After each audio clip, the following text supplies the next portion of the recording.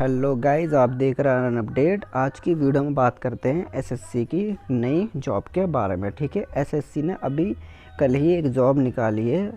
ये जॉब का नाम आपको यहाँ पे देखने को मिलेगा। ठीक है, combined higher secondary 10th plus 12th level examination. ठीक है, इसके बारे में बात करते हैं। ठीक है, CGL से आप कह सकते हैं। ठीक है, एसएससी CGL का ये आपको मिलता है। ठीक है, तो यहाँ पे आपको देखो इम्पोर्टेंट डेट्स के बारे में यहाँ पे बताया जाता है। ठीक है, तो पहले तो डेट्स के बारे में समझ लीजिए। ठीक है, तो आपको देखने को मिलेगा यहाँ पे 1 तारीख है ना, और आपको 1 तारीख दूसरा महीना यानी कि फरवरी और 2022 को स्टार्ट आपका ये फॉर्म हो गया। 1 तारीख से स्टार्ट हो चुका है। ठीक है, और एंड इसकी जो डेट है 7 तारीख तीसरा महीना 2022 यानी कि 1 महीना समथिंग ये फॉर्म चलेगा। ठीक है, बाकी कोई डेट आगे पीछे होती है तो आपको इन्फॉर्मेशन दे दी जाएगी। ठीक है, बाकी नीचे आपको रिसीप आपको डाउनलोड कब करनी है और आपको करेक्शन फ़ीस जो भी है यहाँ पे सारी डेट्स के बारे में बताया गया है, फ़ीस के बारे में। ठीक है, बाकी आपको TR1 एग्ज़ाम की डेट इसमें मेंशन कर रखी है। ठीक है ना,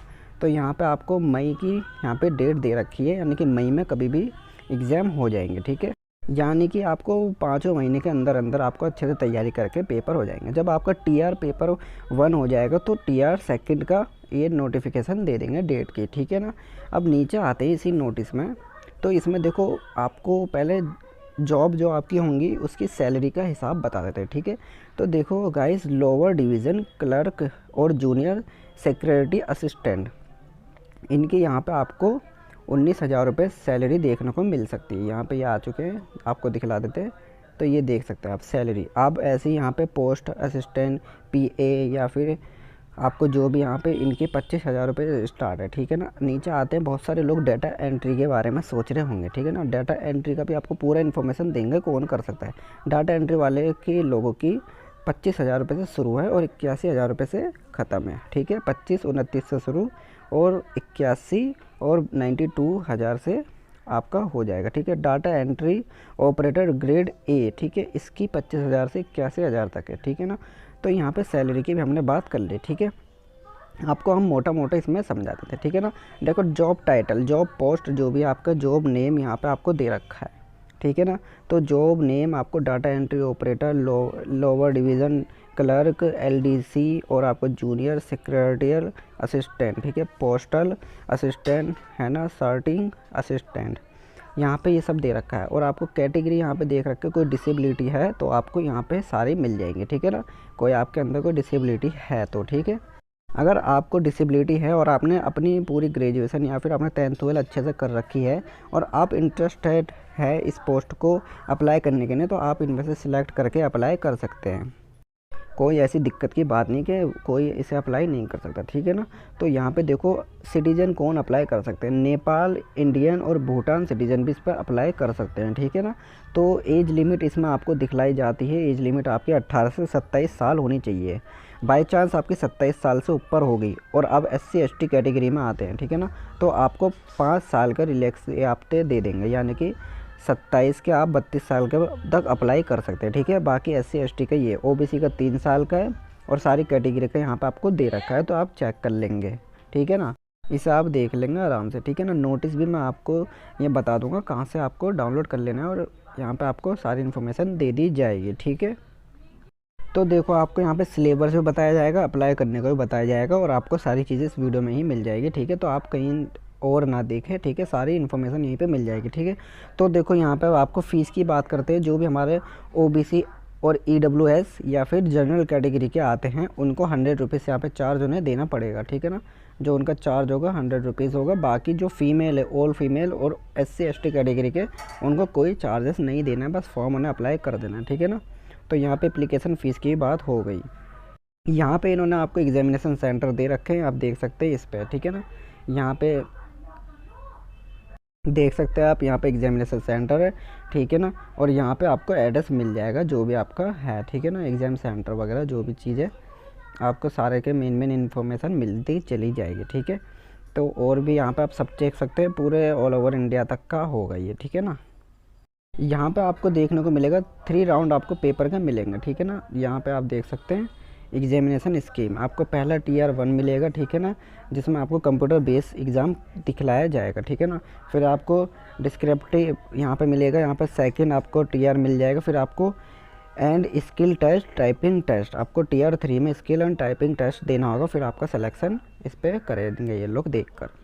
देखो डॉक्यूमेंट्स की यहाँ पे बात कर देते हैं, फिर इसके बाद आपसे एक एजुकेशन की बात करेंगे, कौन कौन अप्लाई कर सकता है। डॉक्यूमेंट आपके सामने यहाँ पे दे रखे हैं इन्होंने, ठीक है ना। जो भी आपको डॉक्यूमेंट की रिक्वायरमेंट है इसमें दे रखा है, आधार कार्ड और प्रिंट आउट ई आधार कार्ड, ठीक है ना। जो भी आपके पास है वो लगा सकते हो आप, ई आधार कार्ड या फिर Aadhaar card, voter ID card, driving licence, PAN card, passport ID issue by university, college, school, ठीक है, और कोई एम्प्लॉयमेंट कार्ड या फिर एक्स सर्विसमैन, ठीक है। और इनमें से जो भी आपके पास वो लगा सकते हैं। एक फ़ोटो होनी चाहिए आपके पास पासपोर्ट साइज़ 3 महीने के अंदर अंदर की, या उससे पहले एक करंट फ़ोटो होनी चाहिए और एक सिग्नेचर होना चाहिए, ठीक है ना, जिनका डॉक्यूमेंट साइज़ आपको अपलोड करने के टाइम में मिल जाएगा, ठीक है।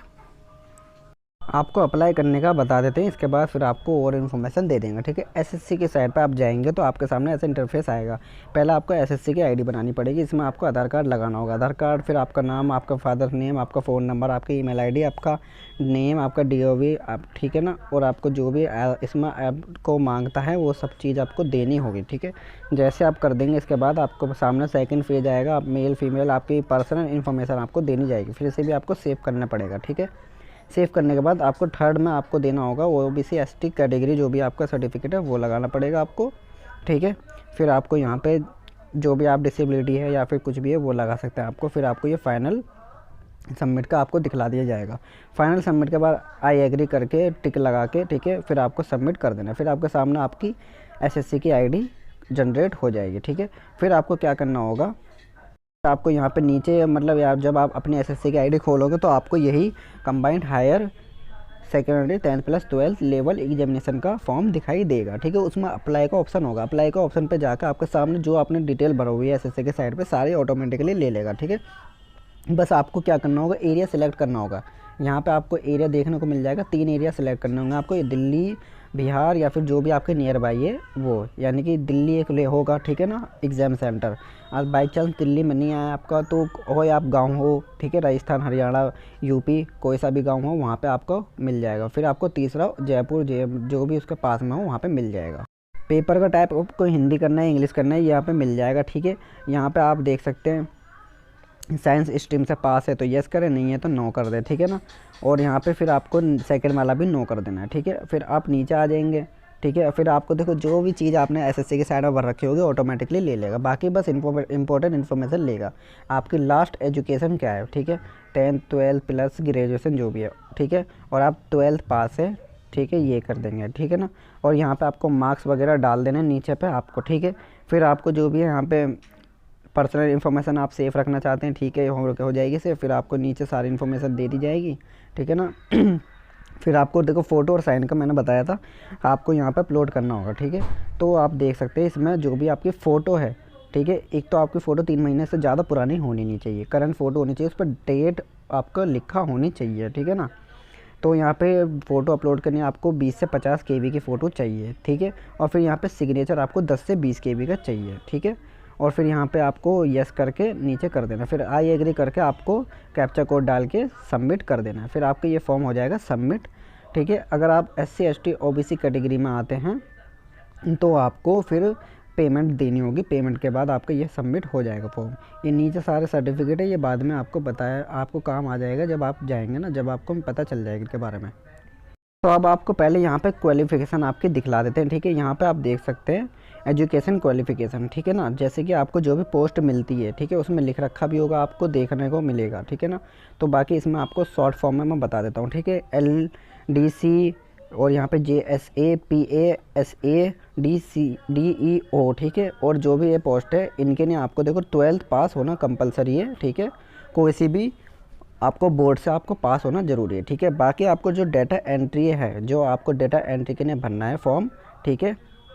और यहाँ पे DCA ग्रेड A के लिए और ऑफिस यहाँ पे आपको जो भी मिलता है, ठीक है, इसके लिए आपके पास 12th पास होना जरूरी है। साइंस स्ट्रीम से विद मैथमेटिक्स होने आपको कंपलसरी है, ठीक है ना। तो आपको ये दो है, डेटा एंट्री वाले के लिए साइंस स्ट्रीम और मैथमेटिक्स भी होनी ज़रूरी है, और उनकी कंप्यूटर स्किल्स भी आपको अच्छी करनी होगी, ठीक है ना।